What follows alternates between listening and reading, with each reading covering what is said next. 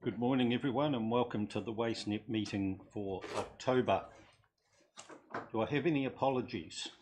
I have one apology that has been received from Ian Pottinger, and also there is an apology from Neville, last name's gone blank, Steve?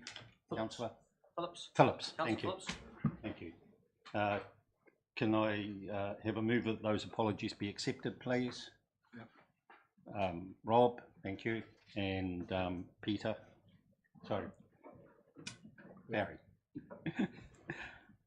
All those in favour say aye. Aye. Against, carried.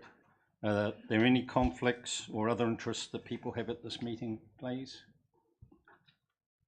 Shaking of heads, appears not. Thank you. Item 1 is the minutes of the previous meeting. Are there any errors or omissions that people have identified with those minutes? There appear to be none. Can I have a mover and a seconder that the minutes are correct and can be adopted? Thank you. Barry? Yep. And Rob? There is just one alteration on that. The confirmation of minutes on the last one has got me down as Gore District Council. Affairs. And that's on page 2. Page 2, which is 5 of the agenda. Confirmation of minutes, yes, correct. So that should read ICC. Yeah, that's the only thing that's wrong. So we had a mover and a seconder that they be accepted. All those in favour say aye. Aye. Against, carried.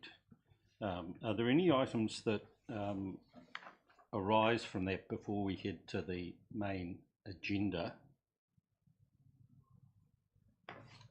Just one quick question, I guess, to staff. The item 4, which was the Kauakai, where we agreed to endorse their proposal, is there any update on that? Because my expectation is that I would write a letter to the ministry giving support to that. No, they haven't approached us for that yet. Right, thank you.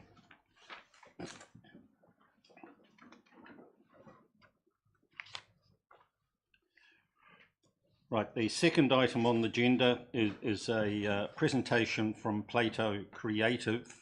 Do the staff want to just give a brief intro as we click into that? Yeah. Good morning. Hold on.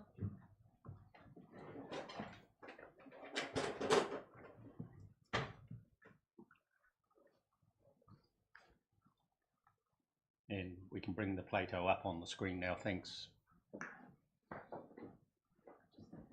Oh, waiting for them to turn on. Good morning. So we had engaged Plato start of this year to create content for us, education material, promotional material, everything. So we are already getting information from MFE, but that needed to be put into a language that our community would better identify with.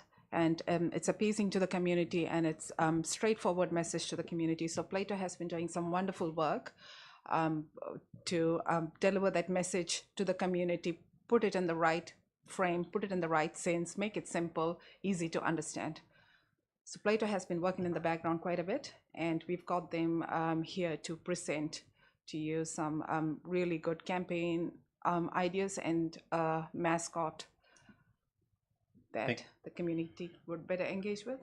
Thank you for that. Just to support Annie's comms and through yourself, Mr. Chair, Plato, who are our external stakeholder supply, that we're tasked with obviously breaking down the story. We're trying to outline to the community and to our stakeholders around some of the complexity. You know, we work in quite a complex environment in the waste field, trying to compress that complexity and keeping short, sharp, punchy comms to the public, keeping them engaged across the board, across a number of different disciplines in the waste field. So Plato have done some great work. Looking forward to showing you the where we've landed as far as a presentation goes and what the plan is. So. Right, thank you. So welcome to the group from Plato Creative. We're looking forward to the presentation you're giving this morning, and over to you guys. Thank you very much. Thank you. I will just share my screen. Just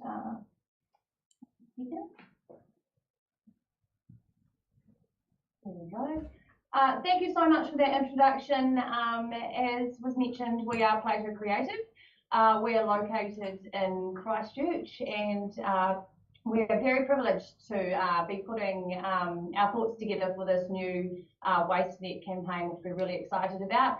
So today we're not going to take too much of your time up, but we're just going to take you through kind of the journey that we've been on to date, and some exciting concepts that we think is really going to resonate with the local community. So I'll hand over to Fiona, and she is going to start working through our presentation.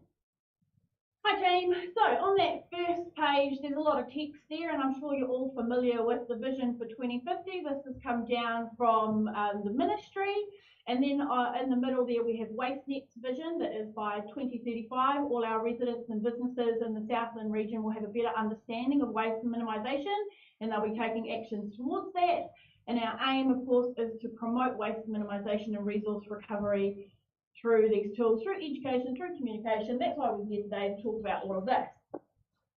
There was a bit of research done in the background. This has all been abridged for today's presentation, but some of the main challenges are, as has already been stated, that sometimes these messages could be quite complicated, and we really want to make it not only easy for people to understand, but easy for them to take action. There's a bit of apathy around making change. That's just humans in general. There was a question mark over at the moment WasteNet has the Love Southland logo and tagline. There was a question mark over whether that should continue or whether we need something new. There was some research done, we dipped into a bit of press around WasteNet, and there was a bit of bad press, unfortunately, but I guess that presents an opportunity for us to come forward with a different message for people going forward with this new strategy. We want to make sure that whatever we put out there is really engaging for people, and that it can be communicated over a long period of time. And that one is really key to the solution that we've come up with today. So the vision and mission, as we just said before, they're not very public friendly. We've got big old words in there like waste minimisation, which we all understand. Circular economy, we all understand that, but not everyone out in the public is going to, so we want to make it much easier for them. And what we're proposing is to introduce what's called a communications platform. And if you think that word platform, that means a base, a foundation, something that is the common thread that runs through everything that we can build off. And there's a couple of ways in on this. We thought you can either summarise that big mission and vision into just a little statement for the public so they understand roughly, so they understand the big picture, or we can give them a bit of a tagline or a catch-all instruction that they link with the vision and mission. And the other thing that's really great about a communications platform, and I'll show you an example of one in a second, is that it can act as an intermediary between WasteNet and the public and the communications. So people, the message is being delivered on behalf of WasteNet, but by a different brand. So we'll show you what that looks like as an example. A communications platform, Waka Kotahi have at the moment, their platform is Road to Zero, and that's their mission, to have 0 road deaths by a certain time. And then you can see how the communication gets built off that, and they've got a couple of ads out there. I don't know if you've seen the one where everyone, the car has a near miss and everyone piles out of the car. It takes everyone to get to no one. And there's another one, it's time we stop paying the road toll. And as you can see there, that little O has got the cross through it, which is their link back to the platform, and all those ideas link off this vision of Road to Zero. So what they've done is they've really simplified what it is they're looking for and made it easy for everyone to understand. And this has been going for a little while. And the really good thing about a communications platform is that because it's the simple idea that everything is founded on, you can keep the message consistent for a long period of time so that we can drive real change. Another really good example, if you've ever seen the All Right campaign. So this is actually delivered now by the Ministry of Health, and it's messages about well-being, but you never see the Ministry of Health logo on there. You see the All Right brand, and everything comes out from this intermediary brand called All Right. And what they've done, and this is why it's a really good example of the platform as well, is that they've used the 5 ways of well-being as their framework for delivering well-being messages. And it's a really good integration of Te Reo Māori as well. And so the platform could be strengthened with bicultural consideration to come down the track. So what would our platform be? Rethink rubbish. So why we've come up with this term, it's active, which is really great. It's an example, like we said before, of giving the audience an instruction of what we would need them to do. We need them to rethink rubbish. One of the things that's been considered here is that there's a difference between the word waste and the word rubbish. And the reason we've gone for rubbish here is not only does it have the double R, people love a pattern and they respond really well to things like this, but rethink here, it means to consider or assess again something in order to change it. And that really is what we need people to do here, is to look at waste and have another think. Can it be reduced? Can it be reused or repurposed? That rethink, there's a nice little line there that ties in with all of those. And as a lockup there, and what we mean by lockup is it's sort of like a bit of a logo, if you will. It's kind of representing the flipping of perspectives, because as well as New Zealand's target of becoming a circular economy, it's got that circle in there, but you kind of look at it and you think you're looking at it from the outside in, and then it kind of changes. Actually, it looks like we're looking at it from the outside. So it's symbolic of changing the way people are looking at things as well. So rethink rubbish. Well, we're not actually the only ones talking like this. And when we dug into it, we found that there was a few local authorities around the country who are using, including I think War already is using these words, rethink or rethinking waste or rethinking rubbish. And we thought actually that's probably a really good sign, because what it shows is that the message is likely correct, because everyone else is saying it in a similar way. Because we're not a private enterprise in a competitive market, it means that nobody owns the statement as such, so we can also use it. It's unlikely to cause confusion because our communications will be regionalised, so it's not like somebody in the North Island is going to see this and get confused that it's a message for them. But essentially what's really awesome is that the whole point of the waste strategy is standardisation. That's the task at hand that we're trying to get all the people of New Zealand on board with. And so we think that actually that is what gives us a really big tip, is that we're all working towards the same thing. So rethink rubbish as the platform communication. And then as was sort of mentioned, just really quickly, rethink rubbish would replace Love Southland. And I think Love Southland had its time, but now we've got a new mission and it needs this new instruction for people.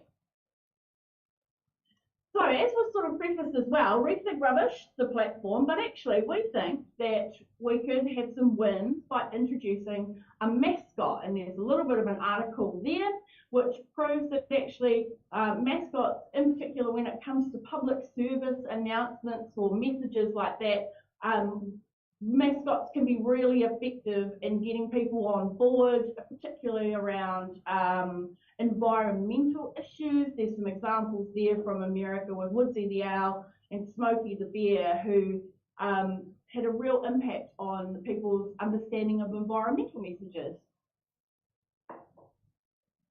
The use of distinctive assets like a mascot have the ability to really increase the likelihood of the communication being classified as high on brand attention. So what we're basically saying here is that if you keep it consistent, it builds recognition with people and it's more likely to drive change.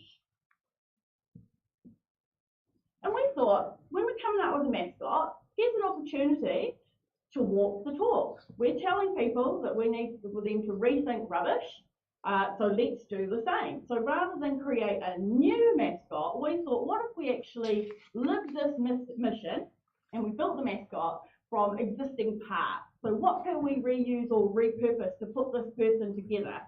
We sort of thought maybe it's an ice cream stick or pipe cleaners or rolled up newspaper, tin cans, tennis balls. You never know what actually could be put together to make a little character. And there's some examples there here in the merge. But here we go. Here he is. Here's our guy, Bits McGee. The future of how we deal with waste is changing for the whole of New Zealand. So we're rethinking rubbish here in Southland too. Hi, I'm Bits McGee and I'm here to help us all find ways to reduce how much rubbish we create and how we deal with what we do. Repair, reuse, repurpose, recycle, recover. Get ready to discover the many ways we can rethink rubbish and work towards our lower waste circular economy by 2050. Yeah, we do have an approach of engaging the community to create our mascot and how we launched it. Can you speak up? I can't hear. Sorry, we're still. Thank you. Bits McGee here is purely conceptual at this point, and it's not that this is the actual mascot or character that will be going forward with. But you know, I guess this is a good example of how this mascot looks, feels, is put together, like kind of as crazy and as wacky as possible, you know. But obviously, we'd love the community's input in terms of creating this character, so they feel that they've had an involvement of you know, creating something that represents themselves. We've also been talking with, you know, there's been a couple of groups that we've presented this to up to this point, and one of the things that's come up that we think is really cool is we'd love to incorporate something that's really super Southland into this guy, and there's been suggestions of maybe he's got a Swede heart, or maybe he's got PowerShell ears, something like that that's, you know, really connects with people locally. So we just started to, now that we've got a bit of a concept and we want to show you, I guess, what might it look like out in the world with that Rethink Rubbish logo, with our mascot Bits there. So here's just some examples of street posters. We thought, actually, why don't we hit people at the source of where we need them to be rethinking rubbish? And one of the first messages to come out is going to be around recycling and curbside standardisation and those sorts of things. So we thought potentially Bits could be really awesome as a sticker on bins. You could have some real fun with him with the messages. You know, we need to get people to learn that there's certain things you need to do with your recycling. So here's an example of a recycling message where you can see Bits really engaging. And I guess what's really nice is it's fun, and it's really, when it's fun for people, they're much more likely to engage with it and get on board and enact change, rather than, because it's something that they are joining into rather than being told what to do. We also thought you can get really targeted with the messages, and whilst we think Bits will really appeal to younger people, we also think that he's got enough charm to appeal to a grown-up audience as well. And we also thought it could be that it's maybe the message that you have Bits deliver. So here's just an example, I guess, of what do adults care about? They care about the rates that they're paying when it comes to our, you know, waste strategy. So we've just an example of a message of Bits talking to adults there.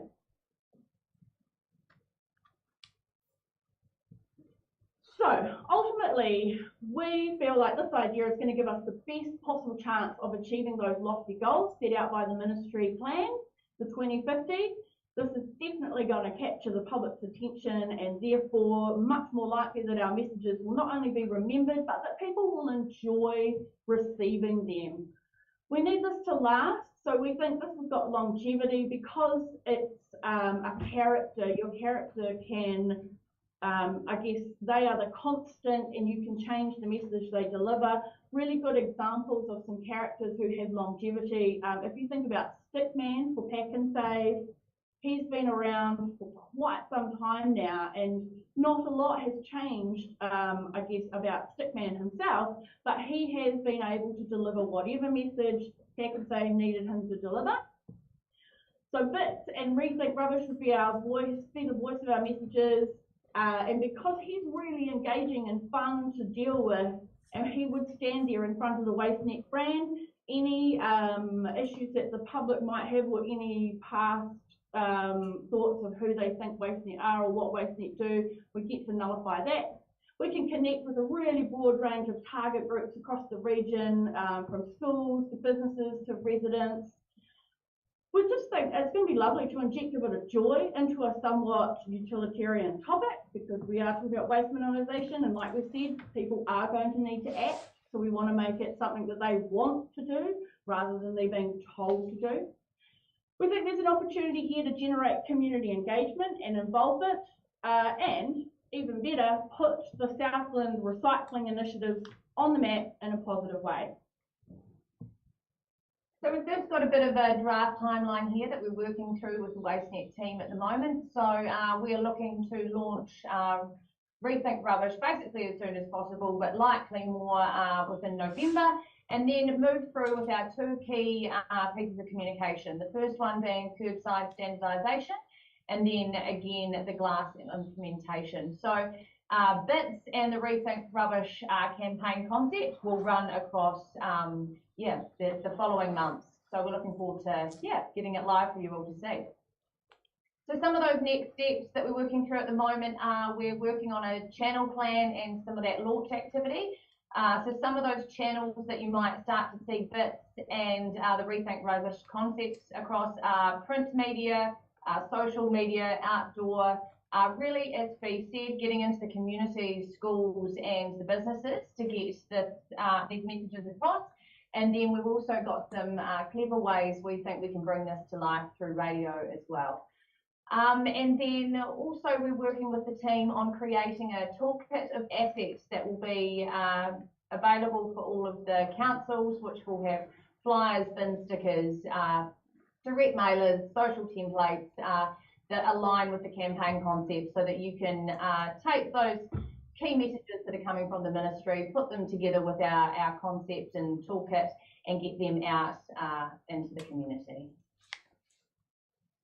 That is us today, so I hope that gave you a really good idea of the concepts that we're going to bring to life, and we're really excited to get cracking on it further. Thank you for that. It shows a lot of work has gone into it, and there's some exciting opportunities arising from it. Is there any feedback, comments from members, please? Christine? Thank you. I like the concept. It's nice and simple and engaging. And I'm interested to see that you have included the radio or the media in there, because I see real potential for that to be hitting our audience to date in a different way.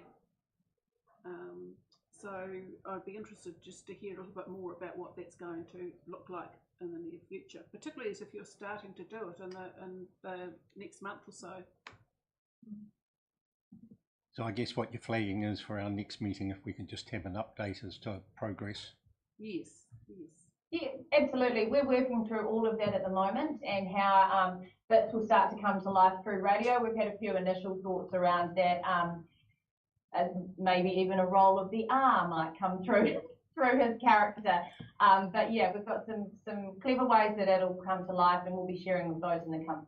And I was also interested in that your research is showing that Southland is the most littered region in New Zealand.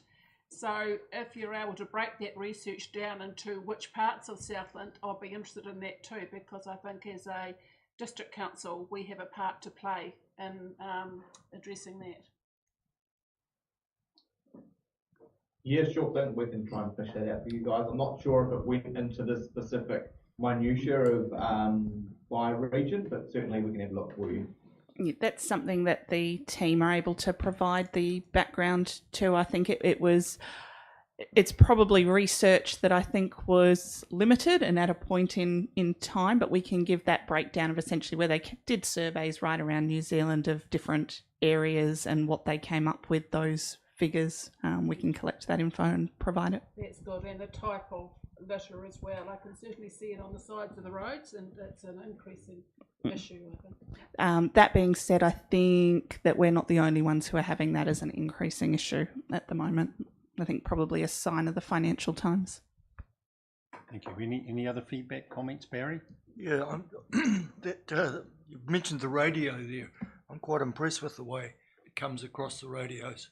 I've heard it quite often lately, and that seems to work really good, that radio thing. Yeah, I've heard many comments about it.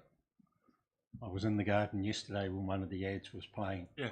And it came across very clear. Yeah, it does. I actually stopped to listen, which you don't normally do. Any other feedback? Rob? Just a comment on the campaign. I really like it, and I think it's heading in the right direction. So just a positive comment. I'm quite impressed. A question in terms of the character himself. Most of the items that are shown on it are amorphous, yet we have Marmite showing up. Is there any reason for that, and are we actually giving some free advertising or whatever?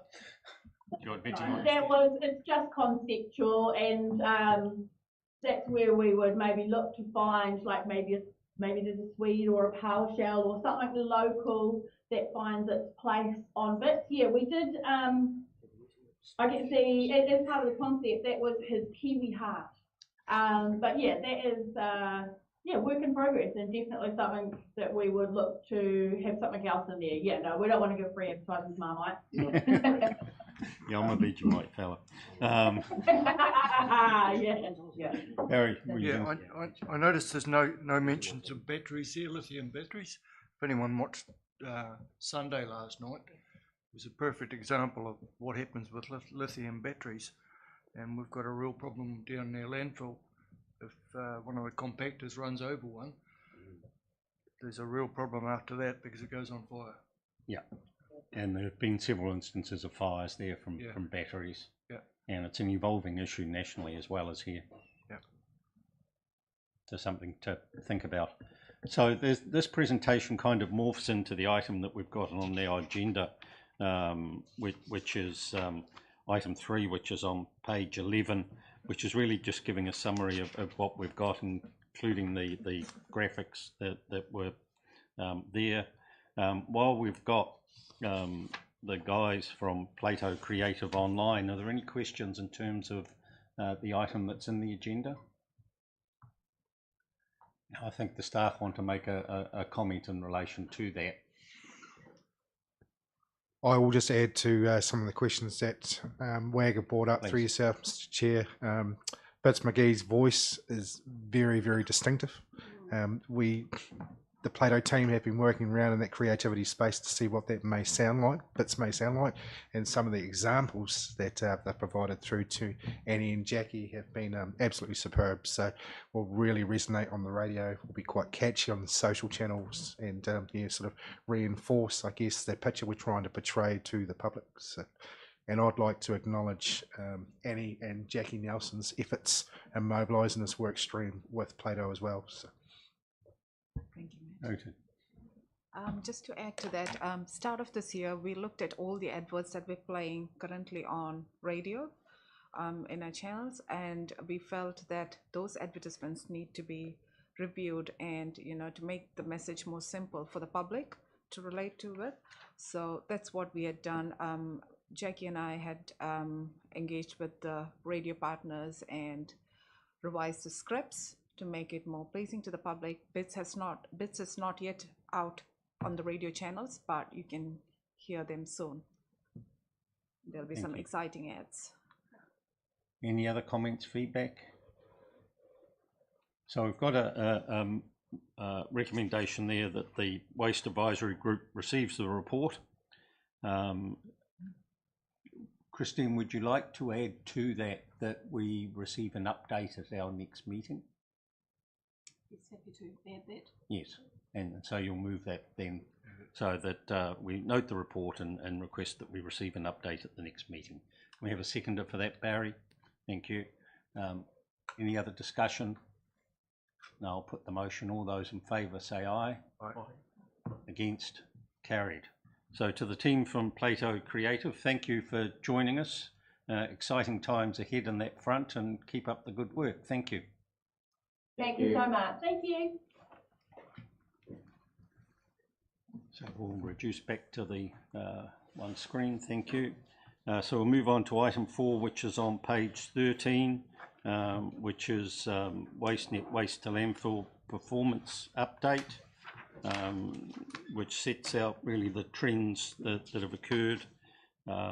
Is there any discussion from those present, or questions for the staff, please?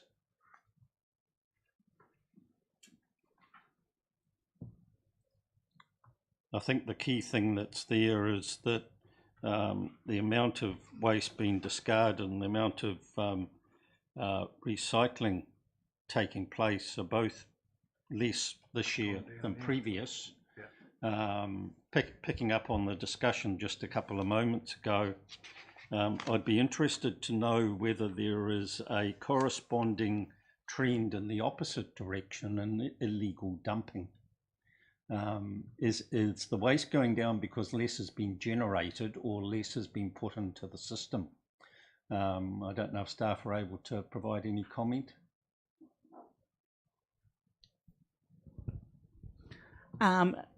Not an educated comment at this stage in terms of we haven't done any analysis around that. What I'd suspect though is, as much as I guess you have the visual eyesore of waste that's dumped on the roadside, I'd suspect that it's significantly less tonnage wise than what we would see in terms of that drop in waste to landfill. But it's something that we can have a look at, what those volumes are that are coming through that we're having to go out to collect for illegal dumping versus that drop, and bring that back. Yeah, I think it's a useful barometer that is worthwhile keeping an eye on. Any other feedback in terms of that report, please? Rob? Yeah, just trying to get my head around that recycling one with that 25 tonne less, to almost to your question, where's it actually going if it's not going, because it's not going to landfill, but it's not going to recycling, so people, yeah, not a question that can probably be answered, but just trying to get my head around the cause of that drop.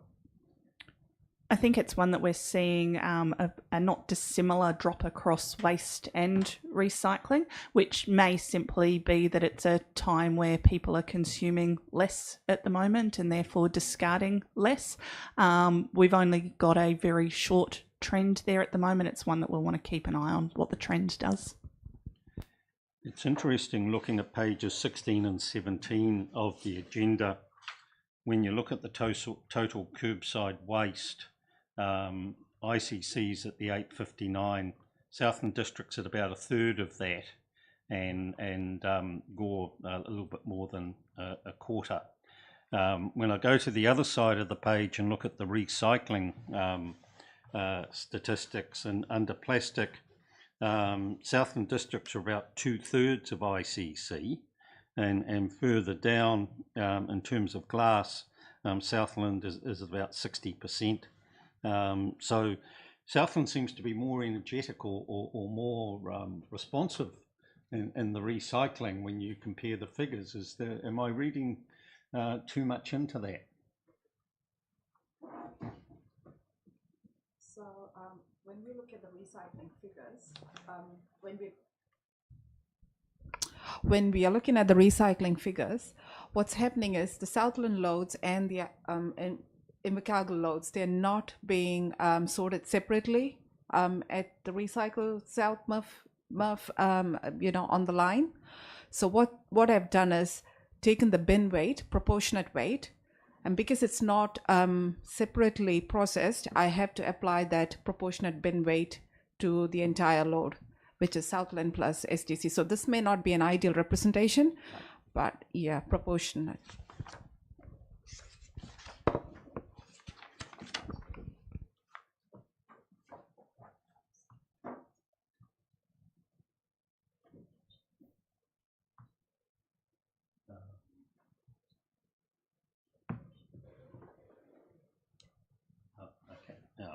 Okay. So we've got a recommendation on page 13 that we receive the report, note the waste to landfill data and trends, and note the recycling data and trends. Can I have a mover for the recommendations, please? Rob moving, and second Christine. Thank you. All those in favour say aye. Against? Carried. Now I'm just getting a message beside me, and just one moment, please. Sorry. Yes. Oh, did I? Yeah, yeah. So that's the one we did. Right. So we go to item 5, which is on page 18, which is the WasteNet Education and Communication update. Any feedback and comments from members, please? Christine. Just a comment in relation to the previous presentation, and then how what Plato have put forward to us might be included in this education program for schools, and I imagine you've already thought of that, and it might be next year before we see that, but I see that as potential to really engage the children. As I'm thinking about, I'm thinking it could be a useful concept on out in our community on posters as well, particularly we were finding some of that litter or heavy use of litter on the side of the roads. And I see that several of the staff are nodding their heads in agreement. Any other comment and feedbacks? I see that Enviro Schools is funded from the 3 councils, and there's no funding from WasteNet. Going forward, should we be rethinking that? I think so, yes. Yeah, I think there's nodding all round the table, and yes. The only piece I'd just remind everybody to take into consideration on Enviro Schools is that Enviro Schools isn't solely about teaching about waste, and as I understand it through the discussions that we've had with Enviro Schools, they're not yet at the point where they have an actual waste specific area. They also teach a lot about, obviously, you know, what you put down your drains, not polluting your waterways, things like that as well. So it's just a question of where is the most appropriate place to fund for that work. Thank you for that feedback. In terms of the communications, does ICC and Southland use Anteno at all? Gore and Environment Southland do. And it's a very useful tool. So Rob, you do use it? Yeah, we do, yeah. Okay. Is there any other feedback required people want to make? So we have a recommendation that the Waste Advisory Group receives the report, WasteNet Education and Communication Update. Can I have a mover for that, please? Barry, a second. Rob, all those in favour? Aye. Aye. Against? Carried. Moving on to item 6, which is on page 22, which is the WasteNet Waste Activity Plan update. From the staff, is there anything in particular you want to draw our attention to in that? No? So is there any feedback and comment?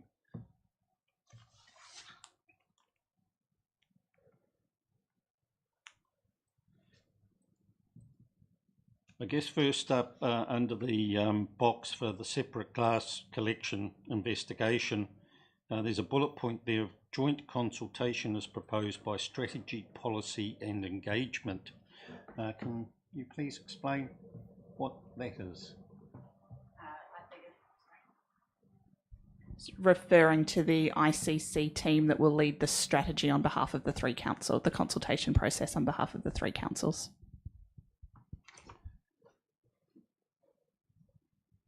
We can update that next time to note ICC, Strategy, Policy and Engagement team. Okay. Has Gore gone through the consultation? No. Logic suggests that greatest benefit in terms of messaging is if we follow or at the same time as what ICC goes through it. Yep, sounds good. Time-wise, there's nothing to be gained by jumping out early. We just like getting on with things occasionally, and Good one. but that's logic.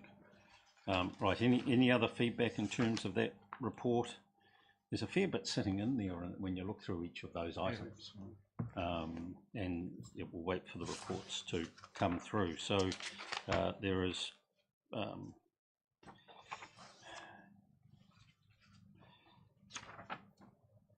there's no recommendation in the report, but the recommendation would be that the report be received. Can I have a mover for that, please? Barry, second, me this time round.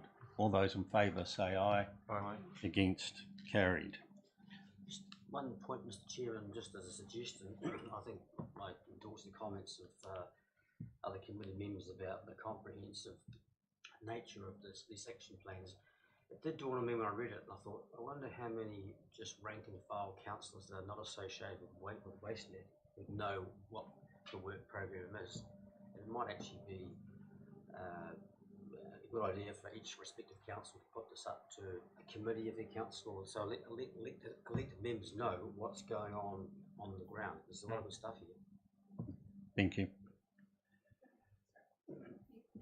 Yes.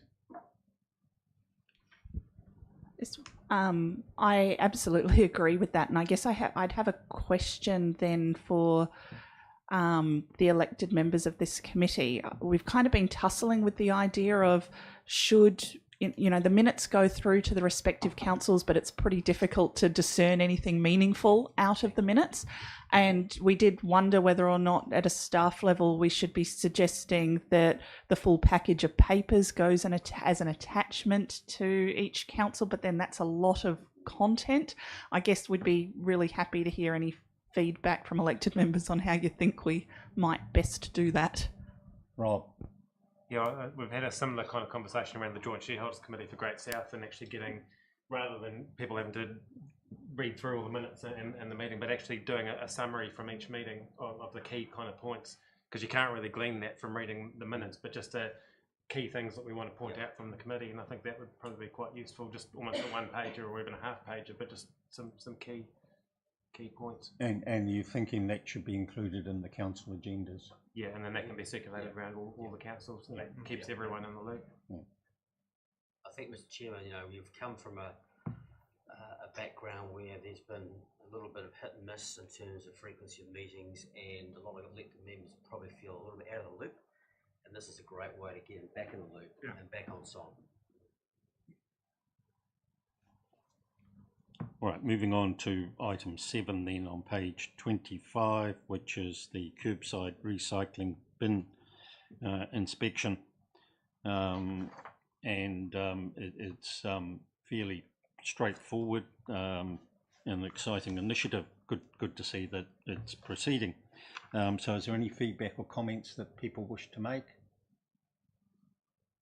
Christine? Thank you. I just wasn't sure if that was starting today or later in the month. There seem to be two different comments in the.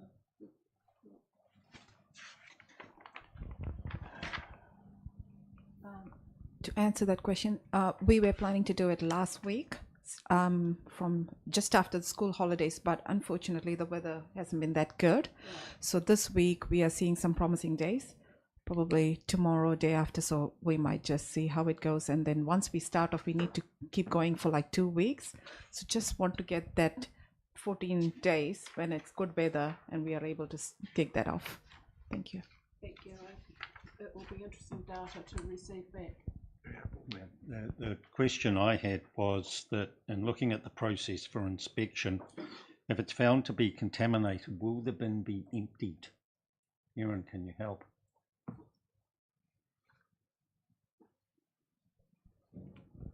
So I'm happy for the team to jump into me here, because we had quite a bit of debate around that one. What we want to make sure that we do is not do anything too drastically different from what we have at the moment, and particularly do anything that's not supported by a bylaw. So at this stage, what would happen is if a bin is found to be contaminated, it would be stickered, advising people that it's been contaminated.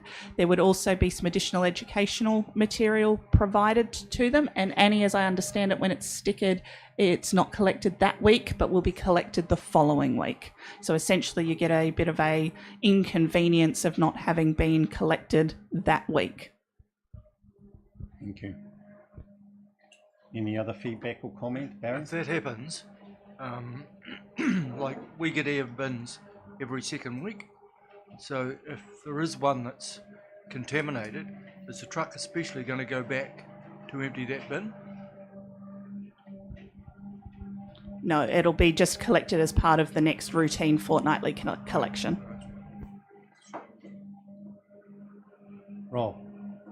Sorry, Mr. Chair, this question's probably not too relevant to this topic, but just around the, seems to be ironic that every time we have a recycling day, the wind picks up and a lot of the bins actually blow over, which I think actually contributes to a lot of the roadside rubbish. Are we actually keeping track of the amount of rubbish that's actually spilling out of the bins in relation to the wind? And I know years ago they talked about having those tags over the top to keep the lids shut, and whether that's still being progressed, because I think that's sort of a bigger issue than we might realise as well. I don't know. I suspect throughout entire Southland that we've had one of the windiest springs for many years, and it may not be a true reflection of what happens on a normal year, but I think your point is well made. Erin, do you want to provide any feedback on that?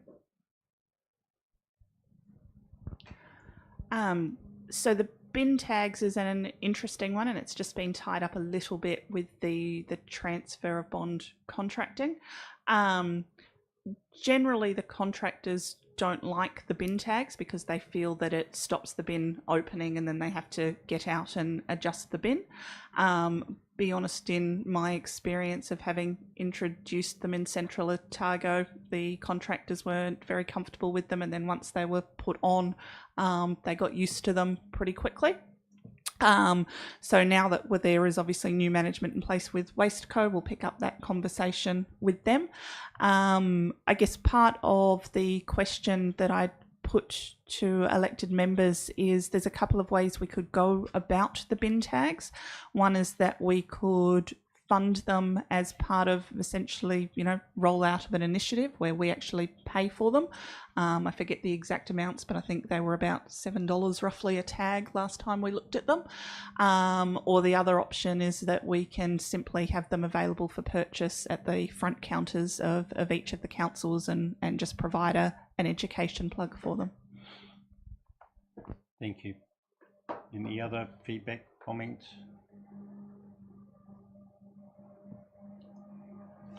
So we have a recommendation that the Waste Advisory Group receives the report.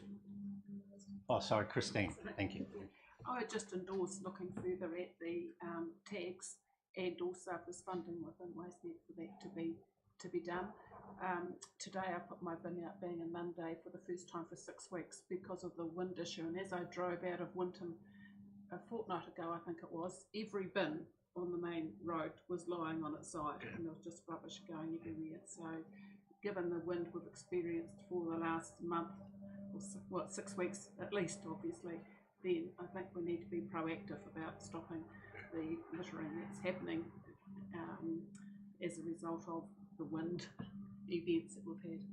Well, I guess the weight of what's in the recycling bins is substantially less and makes them easier to blow over. And if they're blown over, then the contractors need to hop out of their vehicle in order to stand them up to get them into the truck. Yeah, it's something that needs to be looked at, I guess, moving forward. Yes. So we had received a few RFSs from members of the public that their bins have been tipped over and rubbish being blown everywhere. So I had been in touch with Wasteco, and they've requested their drivers to hop out of the truck, clear up the surrounding areas, but obviously they're not chasing the rubbish that's been blown out. So they're doing a good job there. Right. Thank you. Yeah. So they're using a good practice as practical Right. Any other feedback? It's just during, Barry? yeah, as Aaron has said, these bin tags are about $7 something or other each. I think we should be probably funding that because during this hard times, everyone, $7 is $7. It is an issue that we need to resolve. So, well, I think as next year's financial planning, something worth having a talk about. Yep. Aaron. So I think just to put it in context, doing some very quick, rough numbers, we've got just under 40,000, as I understand it, eligible properties across the region, and you would require a bin tag for each of, once we move to a 3-bin system, each of the 3 bins. So you're talking over $100,000 to fund those, which is obviously doable, but it will be a decent chunk of money. Hence my comment to have a talk about. Yes, Christine. Thank you. I just wondered if recycling was a place to start because the bins are a lot lighter. Yeah. And whereas with the red bins, I don't see the same issue happening. Perhaps, you know, we can look to have a report at some stage back on. Yeah, we can bring a report with some different options for it. I think the other thing too is if you send it out to everybody, people may not use them. What I've found is if you buy, 10,000 of them and have them in the various different offices, those people who want them will come and collect them, but you're not going to get everybody doing a take up. Yeah, good point. So the recommendation we have is the Waste Advisory Group receives the report, WasteNet Curbside Recycling Bin Inspection. Can I have a mover for that, please? Barry, and seconder from Rob. All those in favour say aye. Aye. Against, carried. Item 8 on page 27, Waste Minimisation, Management and Minimisation Plan Implementation Report. There is a great summary that goes with that as part of the background, and one that I'll keep and use as an explanation.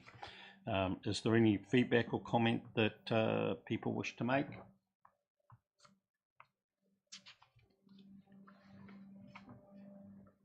On page 28, there's reference to the Enviro Schools Hui being held in November. And I'm just wondering to the staff whether this governance group should have a presence at that. And I'm picking up on your comment that waste is a small part of what Enviro Schools does, but is there some benefit in actually having a present and giving a little bit of profile? Just through yourself, Mr. Chair. The presentation that was tabled through Environment Southland regarding the initiative and the upcoming Hui, they were widely quite vocal, as in councillors and elected officials attending the Hui if at all possible. So, yeah, we would endorse that recommendation as well. Yeah, so Barry just highlighted that he's received an invite. I don't recall receiving anything in Gore, so if staff could follow up on that, please. Christine? Thank you. I haven't received an invite, but I have been before. It was really worthwhile just going along. You don't have to stay for the whole day, but for a good moment of it. So is it your intention to go along, Barry? Yeah. Good, good.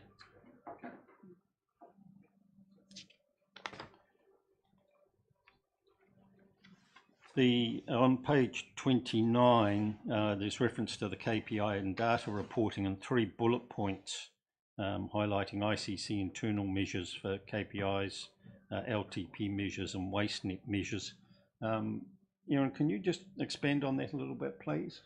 What's the message?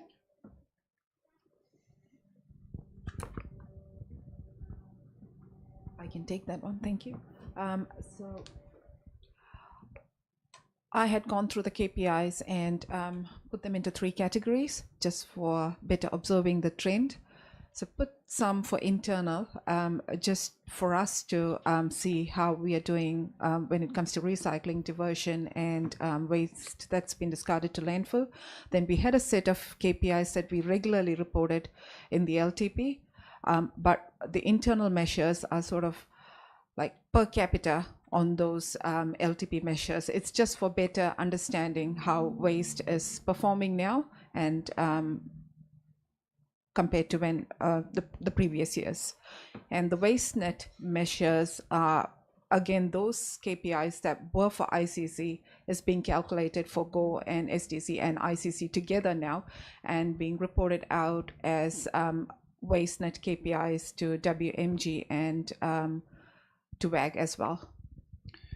So you've looked at the internal ones for ICC. Should the other councils be doing the same? I think that's the piece that we just haven't explained here very well. What we've done initially is work with the ICC team, because they're here, around that balance between internal measures and whole of regional measures, and then sharing that information with the other two councils around where we've gotten to and where they'd like to potentially take up around internal measures versus just having a whole of WasteNet measure.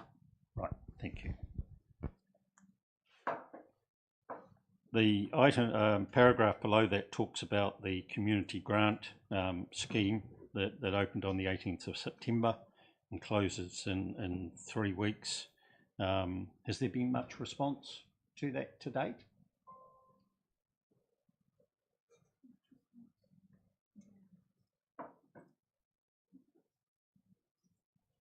Sorry, Keith, could you just repeat the question, please, Chair?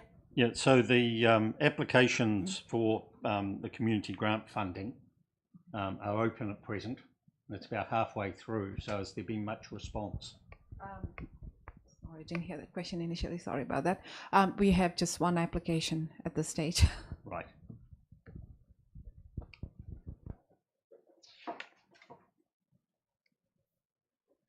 Any other feedback from those present?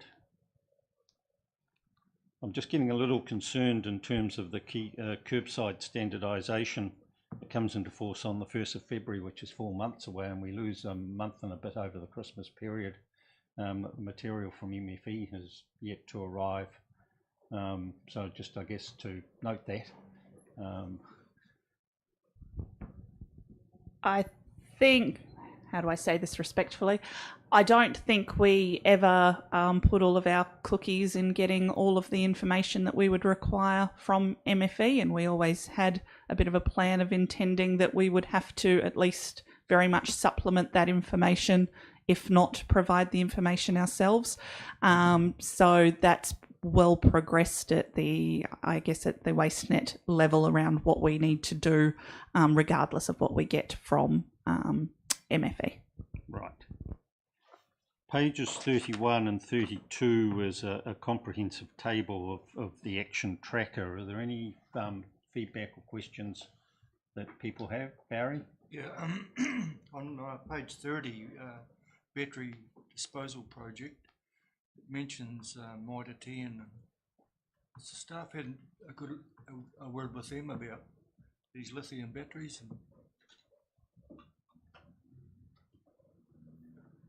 Just through yourself, Mr. Chair, there's 2 streams we're looking at addressing in the battery waste disposal project. So the first stream is around domestic batteries, which is obviously tabled through Mitre 10's national initiative, and the second stream is around bulk battery waste batteries. So we weren't able to report on that because we're waiting on a key action from a national supplier as they're implementing a nationwide program in that space. So we opted to hold until we reported to WAG around that.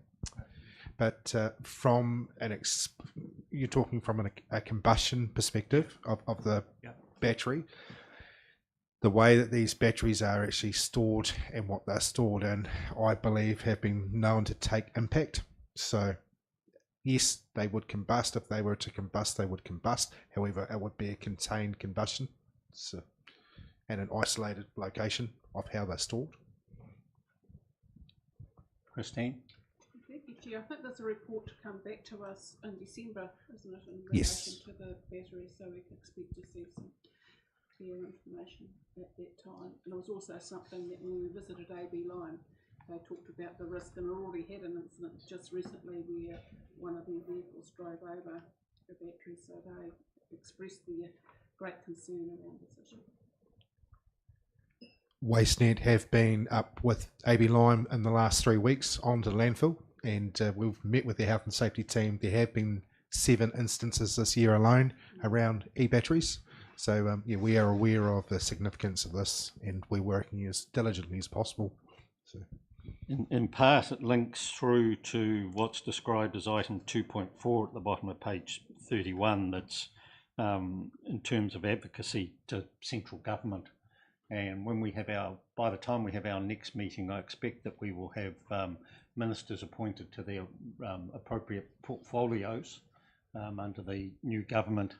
And I'd like to have a discussion at that point in terms of matters that we should be advocating to government to take some more urgent action than others, and highlight issues that we have down here. And I think the whole battery issue, together with some of the organic approach that's been in place in the past, and its appropriateness in the regional landfill, are matters that we should be looking at advocating. Peter. Yeah, just getting back to the batteries, when they're disposed at the AB Lime site, are they disposed in a separate area, or are they with all other rubbish? Currently it's commingled, so that goes in with general waste, so it's hard to split them out, if you like, just given how they're discarded, right. The red bin. So. Yep. Thank you. Attached to this report, starting at page 35, is the public place and event recycling guideline. If there's any feedback, comments that people want to make in relation to that.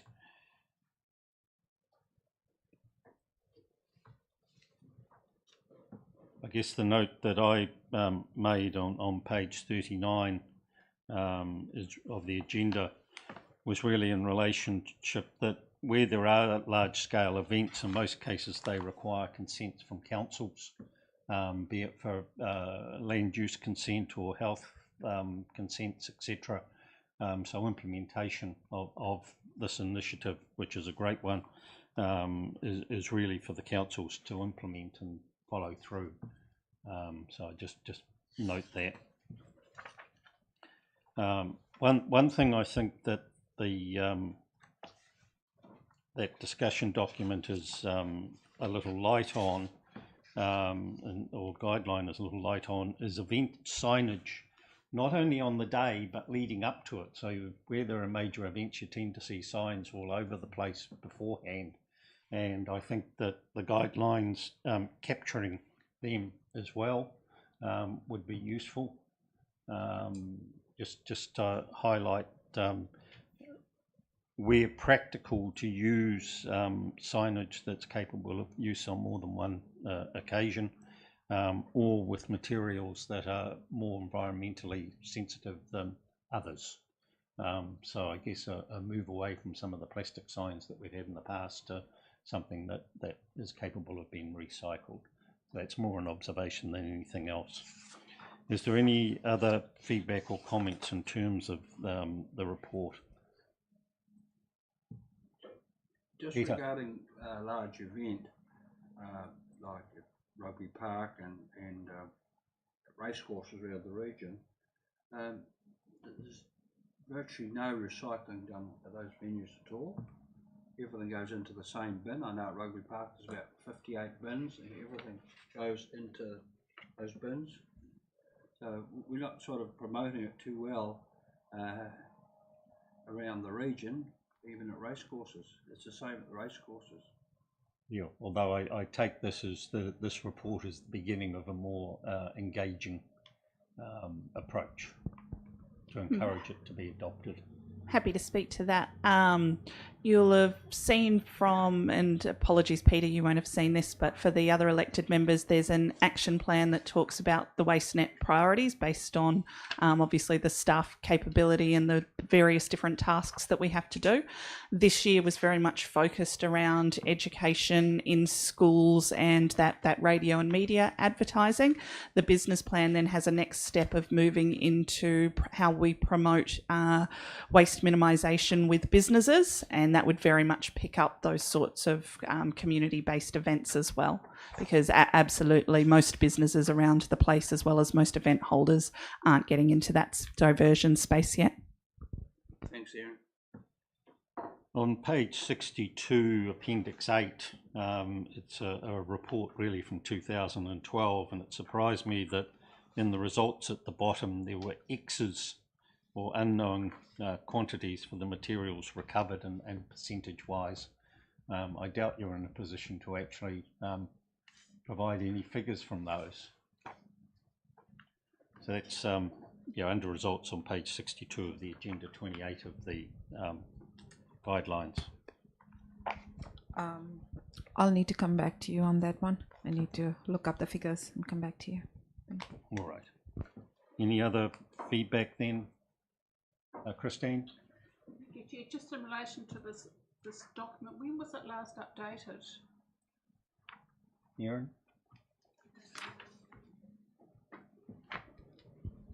This was last updated last year. Last year. Yeah. So it's although the examples are quite old within there, I guess the feedback is showing that what is in here is yes. pretty effective.